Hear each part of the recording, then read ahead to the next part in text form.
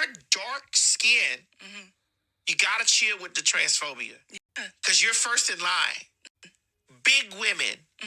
If you with the transphobia and you're a bigger woman,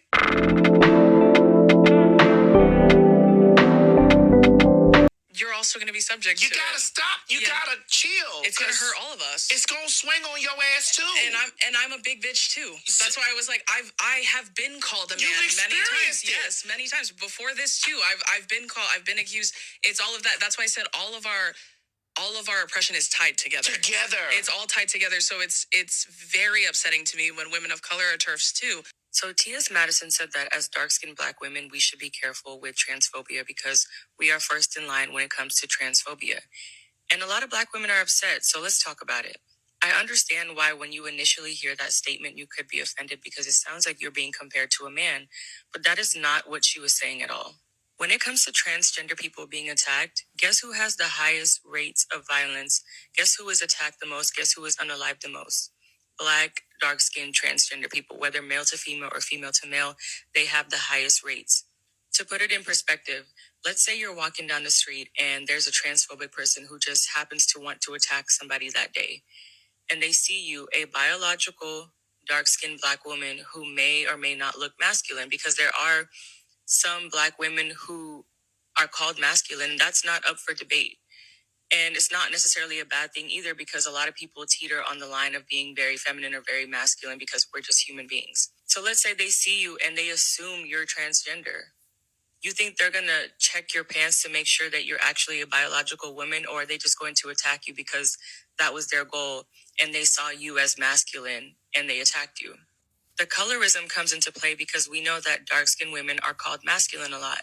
That's why a lot of women don't like light-skinned men, because they think light skin is feminine. So that means dark skin is seen as masculine. I'm not saying that it is, but that's just how society sees it. And that's also not up for debate. So we're going to be first in line, for one, because of the colorism.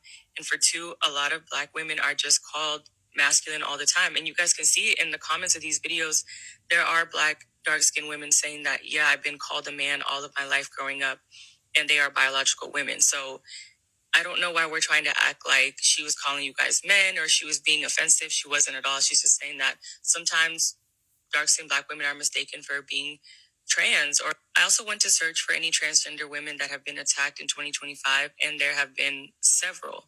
So when we tell you that these things are happening, we're not just saying that to be offensive. So this is Tahiri Broom. This is a Black transgender woman who was killed this year in 2025. And you're telling me that you don't know a single Black woman who could possibly look close to this.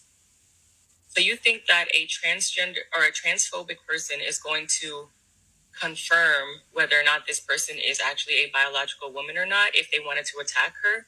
Almond eyes, big juicy lips, a thin nose. Y'all will probably think, yeah, of course this person looks transgender only because you know that they are, because I'm telling you. But when it comes to real life, sometimes it's hard to tell.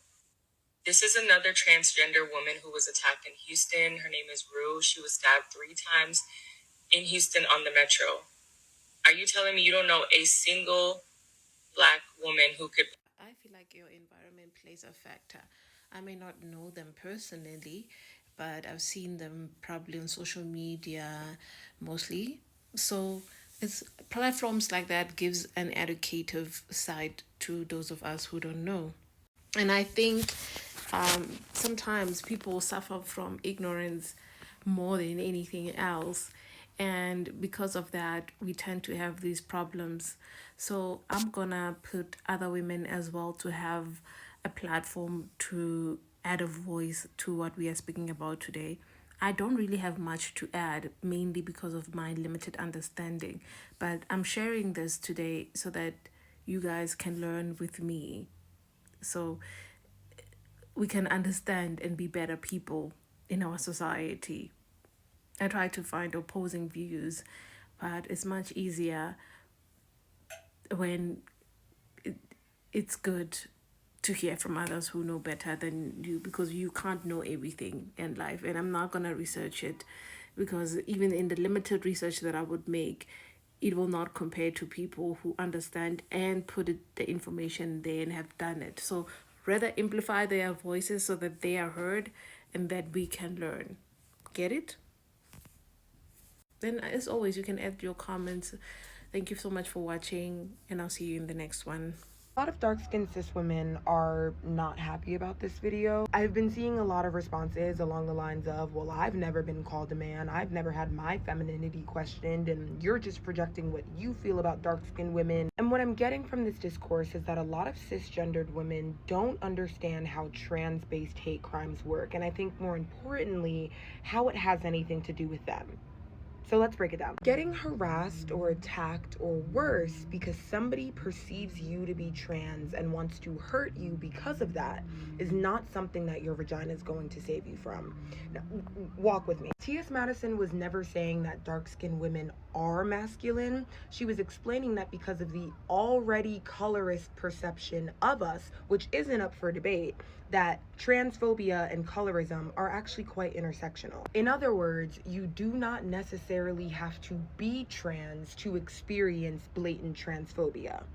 And she's right. Because when we talk about like the general colorism that dark-skinned girls and women face, like being called aggressive, doing too much, masculine, deep voices, strong features, getting compared to men, and even getting compared to animals. These aren't just playground insults, right? They're rooted in the same ideas that fuel transphobia, that femininity has to sound and look a certain way to be respected and to be believed. And when that respect isn't there, that's when it opens the door to violence. And you being cisgender is not going to protect you when somebody has already decided that you are not the right kind of woman. That is what T.S. Madison was saying. She wasn't projecting, she was warning us that under transphobia, none of us are safe. And if you're a dark-skinned cis woman, you are closer to that line than you think. So if you're a dark-skinned cis woman and a transphobe, then baby, you might as well just paint your face white and throw on a big red nose and just live your truth. And T.S. Madison didn't say nothing wrong. Y'all are mad at T.S. Madison because y'all are uneducated on how racism, colorism, and transphobia